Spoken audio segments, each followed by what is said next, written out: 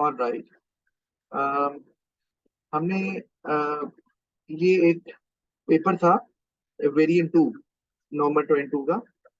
और ये हमने कर लिया था, सिर्फ एक सवाल इसका रह गया था और वो था ये लास्ट वन, 7B। और मैंने ये करने के लिए दिया था किसी को। तो मैं अभी पहले इसको एड्रेस करूंगा पहले, फिर हम अगले पेपर पे चले जाएंगे और जो रिस्पॉन्सेज हैं उनको हम देख लेंगे। अच्छा, तो सवाल है, discuss the view that the intellectual capital of an information technology business is it's most important asset. तो अब ये आपके ऊपर है, जैसे पहले बात हुई भी है इसके ऊपर, कि आपको एवोल्यूशन में ये बताना है कि ये मोस्ट इंपॉर्टेंट है या नहीं है। अच्छा, आप बॉडी में एवोल्यूशन भी कर सकते हैं, यानी कि हर आर्गुमेंट के बाद जहां पे आप इंटेलेक्चुअल कैपिटल की इंपॉर्टेंस बता रहे हैं for an information technology business, आप साथ साथ हर पैराग्राफ के हर आर्गुमेंट के बाद ये लिख भी सकते हैं कि because of this particular advantage it might be the most important asset, ऐसे लिखा जा सकता है। या it is one of the most important, या अगर आपको लगता है कि there are other important assets as well, या other important factors in case of an information technology business, तो उनकी बात भी की जा सकती है, लेकिन that will be done in the final evaluation, right. तो जो लास्ट पार्ट आपका क्वेश्चन को होगा वहां पे एड्रेस किया जा सकता है। तो लेट्स से जरा इसको देखते हैं कि इसको कैसे अटेम्प्ट किया गया, क्योंकि कॉन्टेक्स्ट तो दिया हुआ है इंफॉर्मेशन टेक्नोलॉजी का। तो जरा देखते हैं कि जिन्होंने भी किया अटेम्प्ट। जी, ये मलाइका ही है। मलाइका, आपने किया हुआ ना ये? मलाइका, आपने अटेम्प्ट किया, राइट? अच्छा, यस, ओके, फाइन। ठीक है, आप चैट में मुझे बता सकते हैं अगर आपने माइक नहीं भी ऑन करना होता तो फाइन। अच्छा, ये सवाल है। अच्छा, डिस्कस, वो सी लिखना आप शायद भूल गई। तो ऑफ कोर्स वो दो नॉलेज के नंबर हैं, लेकिन लेवल 2 के हैं, दो एप्लीकेशन के हैं वो भी लेवल 2, दो एनालिसिस लेवल 2, और 6 एवेल्यूशन के लेवल 3, जो हमेशा हमें पता है। तो इन्होंने स्टार्ट किया है, तो हम देखते हैं। ये लिख रही हैं कि intellectual capital is an intangible part of capital which includes human, structural and relational capital। तो इसका मतलब है कि इन्होंने ये नॉलेज को छोड़ दिया है, इसमें कोई शक नहीं है। तो मैं इसको एक मार्क कर देता हूँ, बल्कि कलर कोई और करता हूँ, ये शायद इतना विजिबल नहीं है। ये मैं टिक मार्क इसे कर देता हूँ, और ये बेसिकली नॉलेज है, नॉलेज।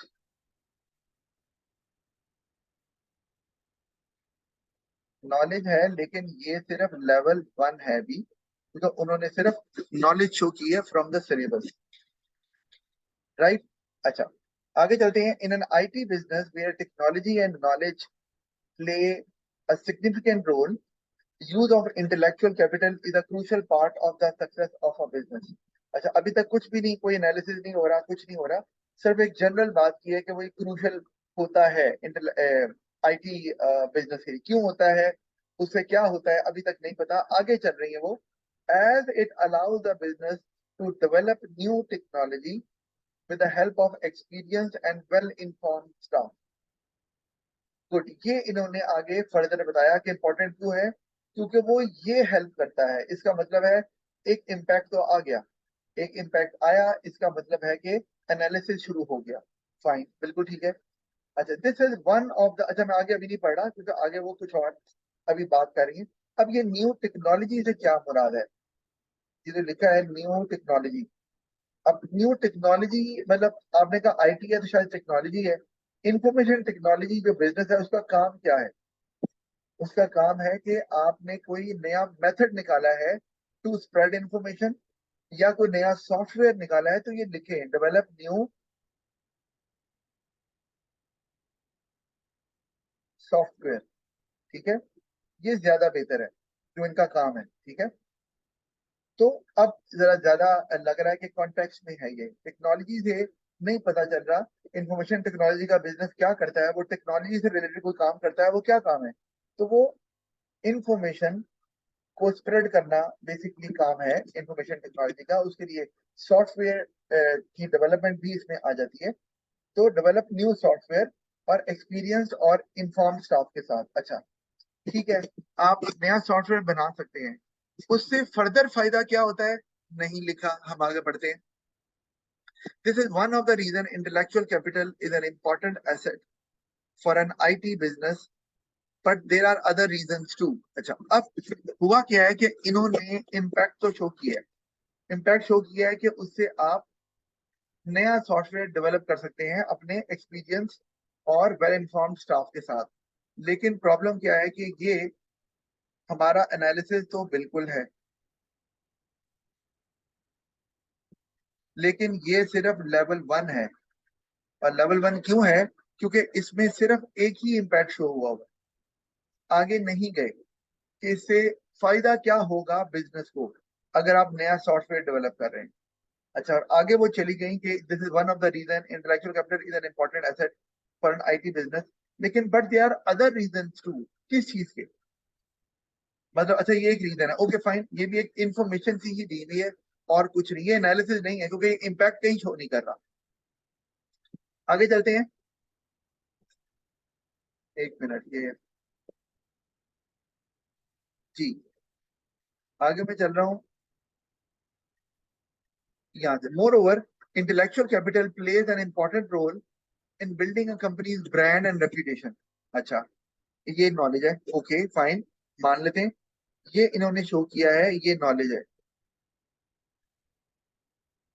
अच्छा, लिखा नहीं गया सही, एक मिनट। और इन आई, अच्छा ठीक है,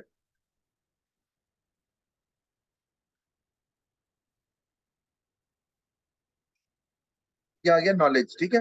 अच्छा, कौन सा नॉलेज अभी देख लेते हैं, लेवल 1 है कि लेवल 2 है। अच्छा, रेपुटेशन बनती है in an IT business where competition is really high, strengthening of the brand allows the business to create a good brand, therefore helping to attract customers as it provides a competitive advantage to the business. Good, ये analysis नजर आ रहा है। और एक और बात, इन्होंने जो नॉलेज शो की है ब्रांड की, रेपुटेशन की, उसको आगे कैरी ऑन किया है इन्होंने। और उन्होंने कहा है कि उससे जो है वो आपको हेल्प मिलती है किस चीज की, कस्टमर्स को अट्रैक्ट करने में। इसका मतलब है कि मैं कहूंगा कि जो नॉलेज है इनका, ये लेवल 2 पे चला गया है। इसका मतलब है कि 12 नंबर के क्वेश्चन में आपको नॉलेज लेवल 2 पे लेके जाना था कहीं पर भी, तो ये ले गई है। राइट, यहाँ पे तो लेवल 1 शो किया था स्टार्ट में, लेकिन आगे कर दिया है, तो नॉलेज के तो दोनों नंबर इनको मिल गए।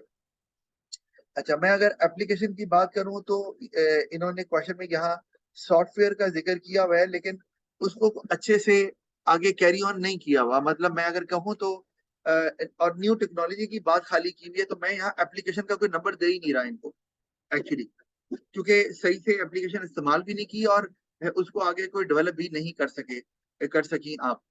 अच्छा, 12, तो ये लेवल 2 नॉलेज है। उसके बाद इन्होंने बताया कि रेपुटेशन बनती है तो जहां पे कंपटीशन हाई है, ये गौर करें जरा, where competition is really high, कि आईटी इंडस्ट्री में कंपटीशन बहुत ज्यादा होता है। हर कोई मुल्क जो है ना वो आईटी इंडस्ट्री को प्रमोट करना चाह रहा है, ठीक है, पर्टिकुलरली डेवलप्ड कंट्री जो होते हैं वहां पर। और आजकल तो आईटी एक्सपर्ट्स की डिमांड भी काफी है, इवन पाकिस्तान में भी है। अच्छा, तो रियली हाई, तो ये मैं कहूंगा ये ये बिल्कुल एप्लीकेशन है, क्योंकि आईटी इंडस्ट्री को एक कंपेटिटिव इंडस्ट्री बनाया। और आगे कहा strengthening of the brand allow the business to create a good brand. अच्छा, ये तो उसी की बात की है नॉलेज की, लेकिन ये एप्लीकेशन है।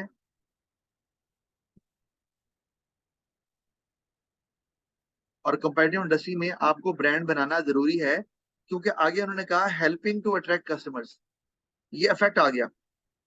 क्यों? क्योंकि वो कंपेटिटिव एडवांटेज देती है ओवर अदर बिजनेसेस। और कंपेटिटिव एडवांटेज क्यों? क्योंकि उन्होंने कह दिया कि ये कंपेटिटिव इंडस्ट्री है, तो एप्लीकेशन का लेवल 2 आपने अचीव कर लिया, क्योंकि आपने जो एप्लीकेशन इस्तेमाल की है आईटी इंडस्ट्री की, उसको आपने अपनी डेवलपमेंट में इस्तेमाल किया कि भाई ब्रांड बनने से कंपेटिटिव एडवांटेज मिलता है, कस्टमर अट्रैक्ट हो रहे हैं और उससे कंपेटिटिव एडवांटेज मिल रहा है। तो अगर मैं कहूँ तो यहाँ पर कितने इम्पैक्ट्स हैं, क्या यहाँ एक से ज्यादा इम्पैक्ट है? कोई मुझे बता सकता है कि क्या यहाँ पर एक से ज्यादा इम्पैक्ट मौजूद है कि नहीं है? क्या ख्याल है? एप्लीकेशन तो लेवल 2 है, क्योंकि एप्लीकेशन का सिर्फ डेवलपमेंट में होना जरूरी है, वो चाहे डेवलपमेंट लेवल 1 की हो या लेवल 2 की हो, तो एप्लीकेशन के लेवल 2 आपको मिल जाते हैं। जी, क्या लग रहा है मलाइका, आप बताओ, चलो आप ही नहीं लिखा ना तो आप बता दो, इसमें दो इम्पैक्ट आप बता सकती हो मुझे। कंपटीशन हाई है, ये तो एप्लीकेशन आ गई ना, उसे ब्रांड स्ट्रेंथन हो रहा है, ये तो ऊपर बात कर दी ना कि आपको क्या कहते हैं। अच्छा, ये चैट में आ गया। यस, मलाइका आप कह रही हो कि इसमें कनेक्शन जो है ना वो ज्यादा है। मैं वही इसी पे बात कर रहा हूँ कि हमने जो कहा इंटेलेक्चुअल कैपिटल जो है वो आपको आपकी रेपुटेशन बिल्डअप करता है, जो कंपटीशन में इंपॉर्टेंट है, क्योंकि आप उससे कस्टमर्स अट्रैक्ट करते हैं। ये बाद में आना था, आपने कहना था कि ये जो कंपैरेटिव एडवांटेज वाली बात है ना, आपने कहना था इससे कंपैरेटिव एडवांटेज आता है, यानी कि इससे यूएसपी आपको मिल जाती है कि आपके पास जो इंटेलेक्चुअल कैपिटल है वो किसी और के पास नहीं। आप जो सॉफ्टवेयर डेवलप करते हैं, आप जो क्लाइंट्स की नीड्स को पूरा करते हैं, जो भी उनको उनकी रिक्वायरमेंट होती है इन टर्म्स ऑफ सॉफ्टवेयर, तो आपके जो स्टाफ है वो वेल इन्फॉर्म्ड है, ट्रेंड है, तो वो उसको एग्जैक्टली उनकी रिक्वायरमेंट के मुताबिक पूरा करता है। ये इस तरह से बताना चाहिए। और यूएसपी जब आपकी आ गई, यानी कि कॉम्पिटिटिव एडवांटेज मिल गया, तो उससे आपके लिए कस्टमर्स को अट्रैक्ट करना आसान हो गया, और कस्टमर्स को अट्रैक्ट करने से आपकी सेल्स और प्रॉफिट जो है उसमें इजाफा, profit would increase.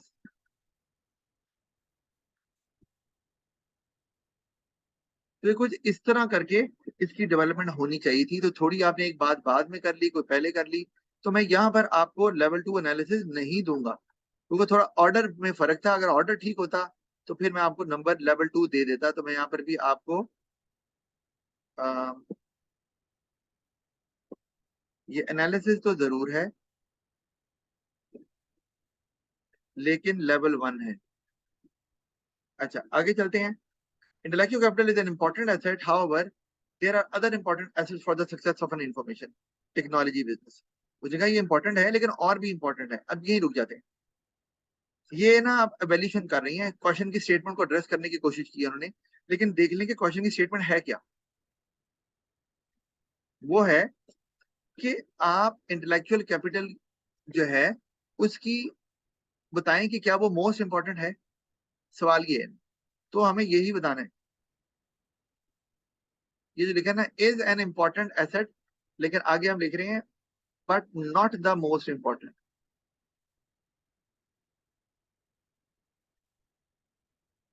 But not the most important, ये आपको बट लिखना है ना, कि आपने क्वेश्चन की स्टेटमेंट को एड्रेस कर रहे हैं और बता रहे हैं कि भाई ये मोस्ट इंपॉर्टेंट नहीं है, इंपॉर्टेंट जरूर है, ये आपने लिखना है। आगे आपने कहा however there are other important assets for the success of an information technology business. Okay, ये आपकी रिलेशन स्टार्ट हो गई। अब देखते हैं इसमें आपने डेवलपमेंट कैसी की है, कॉन्टेक्स्ट कितना इस्तेमाल किया है। Despite providing innovation for technology and a comparative advantage to the business in a highly dynamic and competitive industry। अच्छा ठीक है, an information technology business need finances to invest in research and development of hardware as it can not operate without it. Very good, कि आपने information technology में software अगर develop करना है तो उसके लिए आपको हार्डवेयर चाहिए, ठीक है, उसके लिए आपको पैसा चाहिए रिसर्च एंड डेवलपमेंट के लिए। आपको रिसर्च एंड डेवलपमेंट भी करनी है ना, कि कौन सा सॉफ्टवेयर आजकल ज्यादा जो है ना वो एफिशिएंट होगा और क्लाइंट की नीड को पूरा करेगा। अच्छा, तो नए से नया हार्डवेयर आपने डेवलप करना है ताकि वो उन नए सॉफ्टवेयर्स को बना सके, ये भी तो जरूरी है ना। वेरी गुड, तो ये आपने बहुत अच्छी बात की है। अच्छा, ये आपने कह तो दिया it can not operate without it, ये ठीक है। आगे इसको डेवलप कर सकती थी। Moreover it is important for the HR department to select skilled workers as IT business needs an efficient management to operate smoothly. क्या आपको स्टाफ भी चाहिए, ये भी बात ठीक है।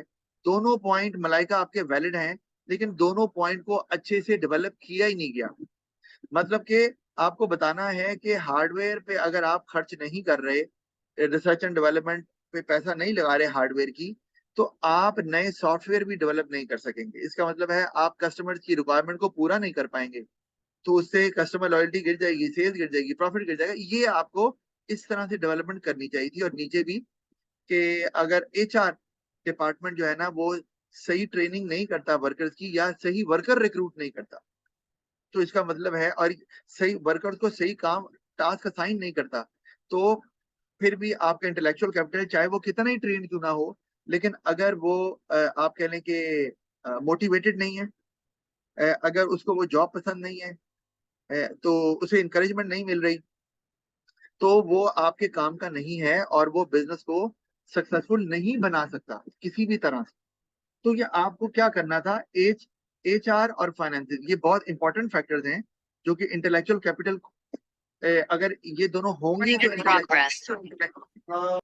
अच्छा ये होंगे तो इंटेलेक्चुअल कैपिटल जो है वो एक इंपॉर्टेंट एसेट बनेगा और बिजनेस को सक्सेसफुल बनाएगा। लेकिन इन दोनों को डेवलप किया नहीं गया, तो इसीलिए मैं यहाँ पर भी पॉइंट जरूर है मौजूद हैं लेकिन डेवलपमेंट नहीं है। तो मैं क्या करूंगा, आपको यहाँ पर एवोल्यूशन के नंबर जरूर दूंगा। बॉडी में तो आपने कोई वैल्यूएशन नहीं की हुई, कोई बात नहीं, लेकिन लेवल 1, इससे आगे आप नहीं जा सकती क्योंकि डेवलपमेंट नहीं हुई। आई होप कि मलाइका आपको समझ आ रही है कि आपकी क्या गलती है ना? बता दो मुझे, चैट में बता देना मुझे। ओके, आ रही है समझ, फाइन। अच्छा, तो अब क्या हुआ, लेवल 1 ही मिला क्योंकि लेवल 2 तो डेवलपमेंट में मिलना था, और लेवल 3 होता है जब आप कॉन्टैक्ट भी इस्तेमाल करते हैं। तो आपने जब वो डेवलपमेंट में ही होना था, जब आपने कहा कि फाइनेंस चाहिए, तो फाइनेंसिस को आप जोड़ें। आपने जोड़ा research and development of hardware, लेकिन क्योंकि डेवलपमेंट नहीं है तो आप लेवल 3 पे जा नहीं सकती, क्योंकि लेवल 3 में कॉन्टेक्स्ट और डेवलपमेंट दोनों की जरूरत है, यहाँ पर भी जरूरत थी। आपने IT की स्किल्ड वर्कर्स की बात की, लेकिन यहाँ पर तो आपने कॉन्टेक्स्ट को ही इस्तेमाल नहीं किया, इंफॉर्मेशन टेक्नोलॉजी वाला। अच्छा, वेरी हेल्पफुल, ओके, फाइन। तो अच्छा, अब ना, तो मैं यहाँ पे क्या करूंगा, अब आपको नंबर आपके देखता हूँ मैं, तो कितने बनते हैं। देखिए, नॉलेज आपने शो की है, 1 नंबर तो मिलता है इसका, लेकिन आपका लेवल 2 नॉलेज भी था। अच्छा, एनालिसिस लेवल 1 है तो आपको 2 नंबर मिलेंगे, ठीक है। लेवल 1 एनालिसिस के, सॉरी, 1 नंबर मिलेगा क्योंकि एनालिसिस के नंबर ही 2 होते हैं। एनालिसिस का 1 नंबर, यहाँ नॉलेज लेवल 2 है, तो नॉलेज के 2 नंबर पूरे मिल गए। एनालिसिस आपने हर जगह लेवल 1 ही शो किया हुआ है, तो 1 नंबर से ज्यादा नहीं मिलने वाला, तो 2 और 1 3। एप्लीकेशन लेवल 2 है, 2 नंबर और मिल गए, 5। और 5 के बाद आपने वैल्यूएशन शो की है, वो भी लेवल 1, तो आपको 2 नंबर और मिल गए, तो आपके नंबर आए 7। क्योंकि लेवल 3 पे नहीं पहुंचे, तो लेवल 1 के भी 2 नंबर होते हैं वैल्यूएशन के, लेवल 2 के भी 2 होते हैं, और लेवल 3 के भी 2 ही होते हैं। तो यहाँ पे 7 नंबर मिले हैं आपको, ये मैं बता देना, मैं आपको ये शेयर भी कर दूंगा। आगे चलते हैं अब अगले पेपर के ऊपर, और अब देख लेते हैं ये पेपर। तो अब इसमें कौन कौन आया हुआ है? अच्छा, इसमें हसन, मलाइका, मिनाल, हमजा साहब भी आए हैं, गुड, सलमान साहब। अच्छा, हम पहला क्वेश्चन पकड़ते हैं, हसन मेहदी साहब मौजूद हैं तो इसलिए हम ये अच्छे से देख सकते हैं। तो पहले हम सवाल पे गौर कर लेते हैं कि सवाल क्या है। सवाल जनाब पहला है हमारे पास, ये क्वेश्चन नंबर 1। अच्छा, इससे पहले मैं आपको ये बताता चलूं कि मेरे पास ना जो अभी मार्च में जो एग्जाम्स होते हैं ना CI के 2023 के, वो क्वेश्चन मेरे पास आ गए हैं, और वो मैं आपसे जरूर डिस्कस करना चाहूंगा, क्योंकि हमारे पास अभी तक सिर्फ 2023 का सिर्फ स्पेसिमन पेपर था। अब हमारे पास क्या आ गया है, हमारे पास स्पेसिमन पेपर के बाद अब जो एक्चुअल पेपर है CI का, वो भी मेरे पास उसके क्वेश्चन आ गए हैं। वो उस फॉर्म में तो नहीं है पेपर की, लेकिन क्वेश्चन मेरे पास आ गए हैं, केस स्टडी भी मैंने पकड़ ली है कहीं से, और मैं वो आपके साथ शेयर करूंगा आगे आने वाले दिनों में, जो कि बहुत इंपॉर्टेंट होगा, क्योंकि आपको पता चलेगा कि जो एक्चुअल पेपर है वो कैसा दिया मार्च में, क्योंकि मार्च का पेपर हो गया है लेकिन वो वेबसाइट पे मौजूद नहीं है, क्योंकि उसका ना जो मार्च 2023 का जो एग्जाम का रिजल्ट है ना, वो आता है मई में, मई शायद 24 को आना है, तो वो तब रिलीज करेंगे। लेकिन मुझे कहीं से मिल गया, तो मैंने पकड़ लिया कहीं से ना, तो वो क्वेश्चन मुझे मिल गए हैं, मैं उसको एक पेपर की फॉर्म में बनाकर आपके साथ मई 2023 का, क्योंकि एक ही वेरिएंट होता है ना, सॉरी मार्च का, मार्च 23 में एक ही पेपर आता है, वेरिएंट नहीं होते, तो वो मेरे पास हाथ आ गया किसी तरह से। तो वो मैं आपसे P1 और P2 दोनों डिस्कस करूंगा, और आप मुझे बताएंगे कि इसके आंसर्स क्या बनते हैं, और आपको ये भी पता चल जाएगा कि एग्जामिनर जो है या जो कैम्ब्रिज है वो 2023 में किस किस्म के क्वेश्चन जो है ना वो दे रहा है एग्जाम में। क्योंकि स्पेसिमन पेपर एक और बात होती है, मान लिया वो हमने किया, लेकिन एक्चुअल पेपर की और ही बात, तो वो मैं आपसे जरूर डिस्कस करूंगा आने वाले वक्त में। अच्छा, पहला सवाल देखते हैं। 1A, define the term person specification. 2 number है नॉलेज के, तो इसको देख लेते हैं हसन ने कैसे एड्रेस किया है। जी, हसन साहब के आंसर पे आ गए हैं। हसन साहब ने लिखा है, it is a list of all skills, qualities and qualifications that an application must have for a specific job. पता नहीं अब इन्होंने लिखी कहाँ से है ये डेफिनेशन, लेकिन चले रेलेवेंट है।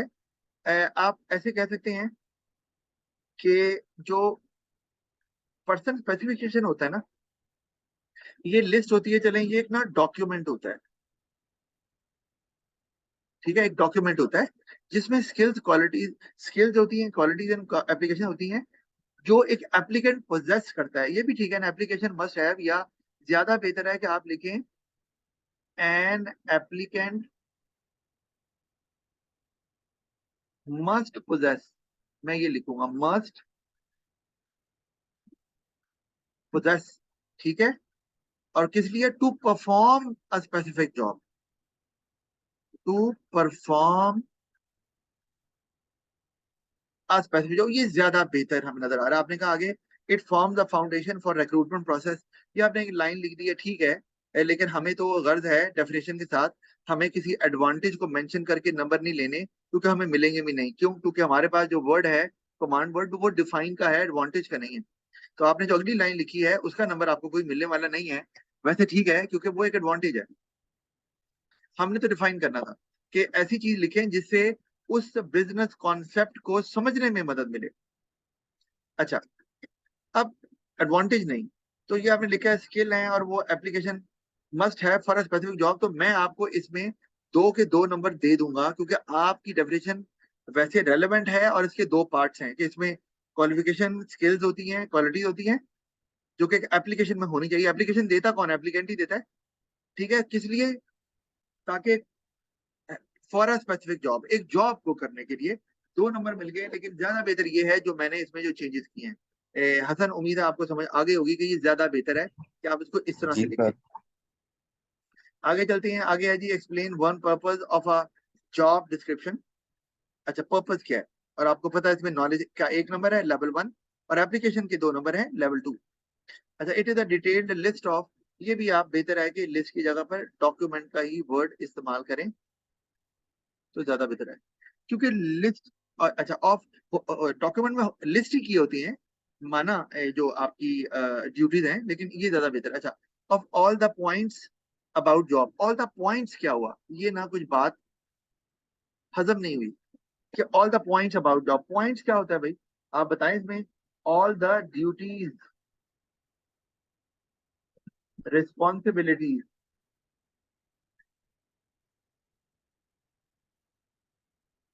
ठीक है, टास्क,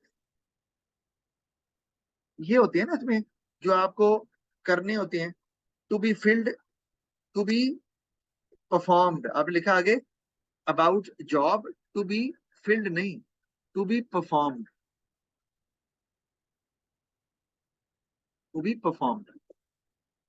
अच्छा, including job title, task and responsibilities involve. चलिए, आपने रेलेवेंट कुछ रिस्पॉन्सिबिलिटी का जिक्र किया हो, ओके, ऑल राइट।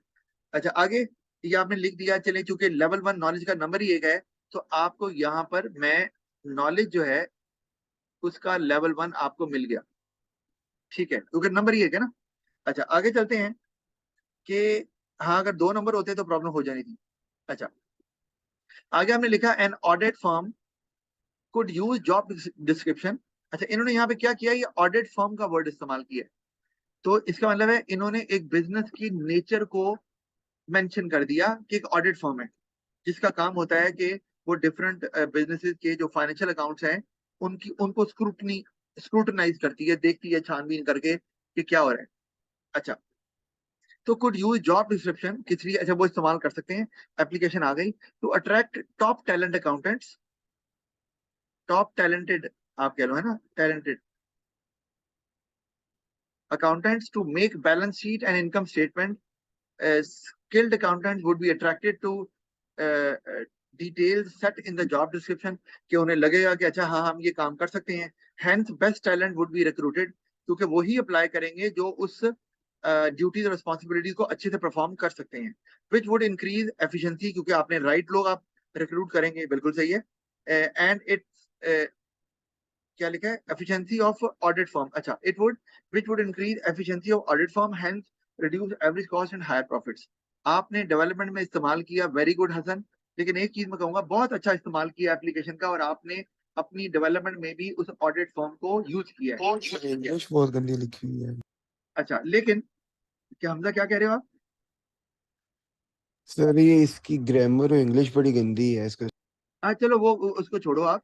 अच्छा, अब यहाँ पर जो कहा skilled accountant would be attracted, अच्छा यहाँ पर ना याद रखना है कि ऑडिट फर्म का काम, जो अकाउंटेंट वो हायर करते हैं ना, उनका काम बैलेंस शीट को बनाना नहीं होता। ये जो अकाउंटेंट्स होते हैं ना, ये तो लो लेवल के होते हैं। इनका काम होता है स्क्रूटनाइज करना, तो accountants to scrutinise,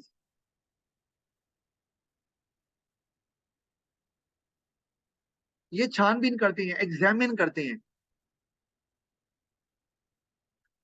balance sheet को, और देखते हैं कि बैलेंस शीट सही है, कोई फ्लॉ तो नहीं है। नॉर्मली ये गवर्नमेंट्स भी हायर करती है ऐसी कंपनीज को देखने के लिए कि इनकी क्या बैलेंस शीट में जो प्रॉफिट शो हो रहा है वो सही है कि नहीं है, कहीं दो नंबरी तो नहीं की हुई। तो ये काम है इनका, बैलेंस शीट बनाना नहीं है। ठीक है, तो ये थोड़ा सा एक प्रॉब्लम आ गया बैलेंस शीट वाला, कि आपको लेकिन एग्जामिन करके करना है, और जिससे आपको जब क्लाइंट्स आएंगे, वो बात का क्लाइंट्स कहते हैं आप हमारी क्या कहते हैं, ऑडिट करें हमारे बैलेंस शीट्स का कि सही बन रही है, बात का गवर्नमेंट भी हायर कर लेती है। तो उससे एफिशिएंसी बढ़ती है कि कोई फ्लॉ है तो वो दूर हो जाता है। लेकिन यहाँ पर जो ऑडिट फर्म्स हैं उनकी एफिशिएंसी बढ़ गई, क्योंकि वो अपने क्लाइंट्स को अच्छे तरीके से सेटिस्फाई कर सकते हैं, क्योंकि उनके पास टॉप टैलेंटेड जो अकाउंटेंट्स हैं। तो मैं यहाँ पर ना 2 नंबर दूंगा। वो किस लिए, क्योंकि आप थोड़ा सा जो एप्लीकेशन इस्तेमाल की है वो थोड़ा प्रॉब्लम ये रही कि उसकी नेचर को आप समझे नहीं, जो मैंने बताया, वरना आपकी लेवल 2 एप्लीकेशन बिल्कुल मौजूद थी, लेकिन मैं यहाँ पर आपको लेवल 2 दूंगा नहीं। तो यहाँ पर एप्लीकेशन जो है आपकी लेवल 1 आएगी, और मैं 2 नंबर इस तरह आपको मिल जाएंगे। अच्छा, ये भी हो गई बात, आई होप कि आपको समझ आ गई होगी। अब हम आगे चलते हैं दूसरे क्वेश्चन के ऊपर। तो अनफॉर्चुनेटली दूसरा क्वेश्चन किसी ने किया नहीं है, और मैंने दिया था लेकिन अफसोस के उन्होंने नहीं किया। बहरहाल चले, अगर उनको वो अपना नुकसान खुद ही करना चाह रहे हैं तो बेशक करते हैं। ये देखिए मेरे पास यही आंसर्स आए हैं, इसमें क्वेश्चन 2 नहीं है, तो हम क्वेश्चन 2 को वैसे ही डिस्कस कर लेते हैं, कोई बात नहीं। कोई आप में से लाइव मुझे बता सकता है, तो define the term public sector, कोई डिफाइन करना चाहेगा आप में से? अगर 2 नंबर लेने हैं पब्लिक सेक्टर के तो कैसे लें? पब्लिक सेक्टर वो बिजनेस होता है जो कि गवर्नमेंट रन कर रही होती है। इनका जो मेन मोटिव होता है वो सोशल वेलफेयरनेस होता है। हाँ होता है, ये बात आपकी सही है। तो आप ये नहीं कहोगे पब्लिक सेक्टर वो सेक्टर होता है, आपने कहना है पब्लिक सेक्टर जो है, it includes all the organisations which are owned, controlled and managed by public sector, ठीक है, rather than owned by private sector. तो ये आपकी एक कंप्लीट डेफिनेशन है, क्यों? क्योंकि आपने बताया कि ये कोई बिजनेस नहीं होता, ये इसमें सारी ऑर्गेनाइजेशन, सारे बिजनेसेस, सारी फर्म शामिल होती हैं जो कि गवर्नमेंट ओन करती है, और वो उसमें आगे या उसमें प्राइवेट सेक्टर का कोई रोल नहीं है। पर आप आप इसमें ये भी बता अब लिख सकते हैं सकते हैं जिनका ना? मोटिव होता है प्रॉफिट करना नहीं होता, इनका जो मेन मोटिव होता है सोशल वेलफेयरनेस होता हाँ जी, बिल्कुल होता है, आप लिख सकते हैं and their main motive is public welfare, लिखा जा सकता है, बिल्कुल लिखा जा सकता है। तो या मैं लिख दूं कि and it is not rather than owned by private sector, तो मैं डेफिनेशन का पार्ट बना सकता हूँ इस तरह से। अच्छा, सलमान साहब ने लिखी है, this sector includes business owned funded by government, it operates for the welfare of the community and pursues profits as only a secondary motive. है सलमान, वेरी गुड, बहुत अच्छी कॉम्पैक्ट डेफिनेशन आपने दी है कि ये गवर्नमेंट की होती है, वेलफेयर के लिए काम करती है, और प्रॉफिट इनका सेकेंडरी मोटिव होता है। वेरी गुड, जबरदस्त, 2 में से 2 मिलते हैं इसके। आगे चलते हैं। आगे दूसरा क्वेश्चन है, explain one reason why some organization operate in the public sector. तो अब मैं ना पब्लिक वेलफेयर को अवॉइड क्यों कर रहा था, क्योंकि आगे हमने लिखना है। अब आपको यहाँ बताना है कि एक क्या रीजन है कि पब्लिक सेक्टर ऑर्गेनाइजेशन ऑपरेट क्यों करती है। तो अब आप है। लिखेंगे कि, जो अब आप पब्लिक ये नहीं सेक्टर लिखेंगे कि टू प्रोवाइड हाँ, पब्लिक वेलफेयर, ये जनरल हो जाएगी ना बात। बताओ क्या चीज, पर पब्लिक वेलफेयर में क्या। ये जो पब्लिक सेक्टर जो बिजनेस होते हैं सिर्फ वो इसलिए वर्क करते हैं क्योंकि सिर्फ उनको जो है ना सर गवर्नमेंट की तरफ से काफी ज्यादा बेनिफिट्स मिलते हैं, जैसे कि सब्सिडीज वगैरह मिलती है, जिसकी वजह से जो है ना उनकी बिजनेस की जो कॉस्ट होती है वो लो रहती नहीं, ये पब्लिक सेक्टर ऑर्गेनाइजेशन का काम ही नहीं है, ये गवर्नमेंट का काम है जो सब्सिडी देती है। मैं यहाँ पर उन ऑर्गेनाइजेशन की बात कर रहा हूँ। ये वापडा देती है, कोई सब्सिडी देती है? पाकिस्तान रेलवे को सब्सिडी देती है? पीआईए को सब्सिडी देती है? हम है। सर वो ऑर्गेनाइजेशन काम की बात कर रहे करती क्यों है सर पब्लिक सेक्टर में? हैं। हैं जी। सर क्वेश्चन तो मैं क्या ये कह रहा ना कि वो जो ऑर्गेनाइजेशन है वो ऑपरेट करती क्यों है पब्लिक सेक्टर? हाँ, ये है पब्लिक सेक्टर क्यों ऑपरेट करती है, तो उसमें आपको बताना है। जैसे एक मैं लिख नहीं रहा आंसर क्योंकि ताकि टाइम बचे। वो ये हो सकता है एक, जैसे कि to provide public goods to people, मैंने लिख दिया, नॉलेज का नंबर मिल गया। अब आगे मैं लिखूंगा कि such as roads which are unprofitable to produce by the for the private sector because their main motive is profit, so they do not produce it. As a result, government has to produce it because uh, price cannot be charged on it. आपको बताइए, मैं develop कर रहा हूँ उसे अगर, और मैंने यहाँ पर कॉन्टेक्स्ट मौजूद है, बिल्कुल मौजूद है। यहाँ पे अपना कॉन्टेक्स्ट नहीं बनाना, क्यों? क्योंकि यहाँ पर कॉन्टेक्स्ट मौजूद है कि ऑर्गेनाइजेशन पब्लिक सेक्टर में क्यों होती है। तो ये सवाल तो 3 नंबर का है, लेकिन यहाँ पर उन्होंने कॉन्टेक्स्ट दे दिया हुआ है, तो हमने उसी की बात करनी है। तो आप जब पब्लिक गुड्स की बात करोगे तो आप बताओगे कि पब्लिक गुड्स में जो उसमें जो वो अनप्रॉफिटेबल होते हैं, क्यों होते हैं? क्योंकि you can not charge price for it, that is why private sector does not produce it, and as a result government has to provide it to them. as government's main motive is not to earn profit, their main motive is to provide yeah to हाँ to provide public welfare to everybody living in the country. इस तरह से आप इसको develop कर लेंगे और आपको सारे नंबर मिल जाएंगे, नॉलेज का एक और एप्लीकेशन के 2 नंबर। क्योंकि आप पब्लिक सेक्टर के कॉन्टेक्स्ट में बात कर रहे हैं, तो ऑफ कोर्स ऑटोमेटिकली आपको एप्लीकेशन के 2 नंबर मिलेंगे। चलें जी, ये बात भी हो गई। अब हम चलते हैं क्वेश्चन नंबर 3 पे। क्वेश्चन नंबर 3 क्या है और किसने किया हुआ है? किसी ने भी नहीं किया हुआ, तो इसको भी हमें देखना पड़ेगा वैसे ही। क्वेश्चन नंबर 3 है, analyse one reason a business might use to improve its cash flow। अब आप इसमें गौर करें तो ये आसान सवाल है। सर आसान सा सवाल है सर, इसमें पहले नॉलेज का नंबर ले सकते हैं कैश फ्लो डिफाइन करके। जी बिल्कुल ले सकते हैं आप, कैश फ्लो को डिफाइन करेंगे, 1 नंबर नॉलेज का मिलेगा। लेकिन बाकी 2 नंबर एप्लीकेशन के लेवल 2 के हैं और 2 नंबर एनालिसिस के हैं, वो भी लेवल 2 है। तो अब आपको यहाँ कॉन्टेक्स्ट नहीं दिया हुआ, आप बिजनेस लिखा है, आपको कॉन्टेक्स्ट बनाना है। तो जरा मुझे बना के तो बताओ क्या करें, किस तरह से सर ये लिखें? कौन सा क्वेश्चन है? क्वेश्चन नंबर 3 किसी ने किया हुआ है? मेरा नहीं ख्याल, मैं तो नंबर कर देता हूँ ना साथ ही, तो मुझे पता चल जाए किस